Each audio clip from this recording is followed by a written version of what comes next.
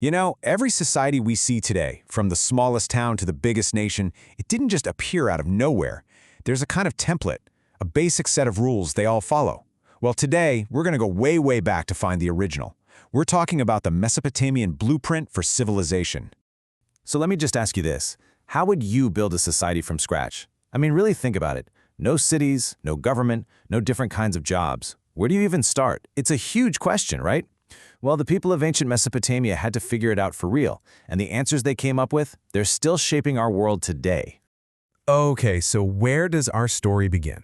Well, like a lot of great stories, it starts with the land itself.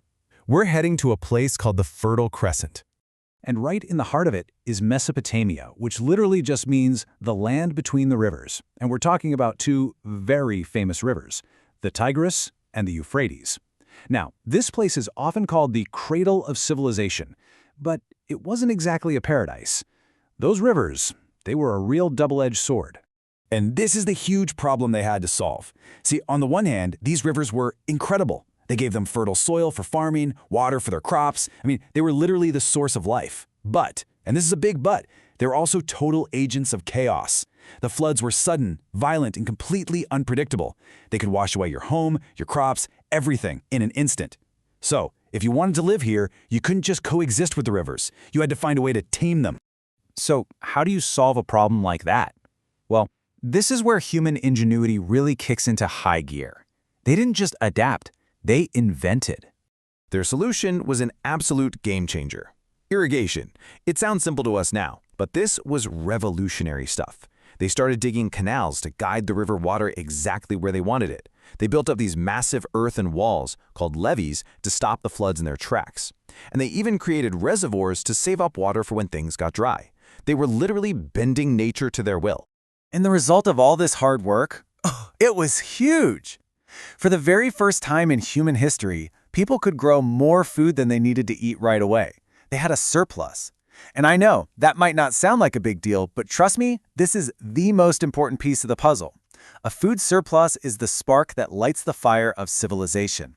Because once you have extra food, suddenly everything changes. It's like the first domino in a long chain that leads from tiny villages to massive cities. Just think about it. If one farmer can grow enough food for, say, 10 people, what do the other 9 people get to do with their time? Exactly. They get to specialize. They're not all tied to the farm anymore. So someone can become a really good potter. Someone else can focus on weaving textiles. You get metal workers, builders, merchants. All these new jobs just pop up. And what happens when you have people making different things? You get trade, you get markets. And before you know it, those small farming villages are transforming into the very first cities on Earth. Okay, so problem 1, food, is solved. But of course, this creates a whole new problem. Now you've got thousands of people, all with different jobs and different lives, crammed into one place. How do you keep things from turning into total chaos? You need a system. You need structure. It's a basic rule of thumb for any society. More people equals more complexity, and more complexity demands organization. The Mesopotamians were about to invent it. And the solution they came up with? It's a word we still use all the time. Hierarchy. Basically, a system for ranking people. A social pyramid, if you will. And here's how it broke down. Right at the very top, you've got the king. He's the boss. Underneath him, you have the priests and the scribes, the people who controlled religion and information, which was incredibly powerful. Then in the middle, you've got your merchants, your artisans, all the skilled workers. And holding the whole thing up at the bottom, the farmers, the people actually making the food, and of course, slaves. But wait a minute, how do you convince everybody to just go along with this? Why should a farmer at the bottom accept that a king gets to be at the top? Well, the answer was religion. Religion was the glue that held the whole thing together. It created a shared story, a common belief system. The message was simple. The gods wanted this way. The gods chose the king. So it wasn't just about faith, it was a brilliant tool for keeping society organized and justifying this brand new power structure. So when you step back and look at all these pieces, what have they built? It's more than just a city. It's a blueprint, a formula for civilization that would be used again and again throughout history. So let's just quickly run through that formula one more time. You start by controlling your food supply through agriculture. That gives you a surplus, which lets people specialize in different jobs. To manage all these new people and jobs, you create a social hierarchy, and you hold it all together with a powerful shared idea, like religion. That right there is the Mesopotamian blueprint.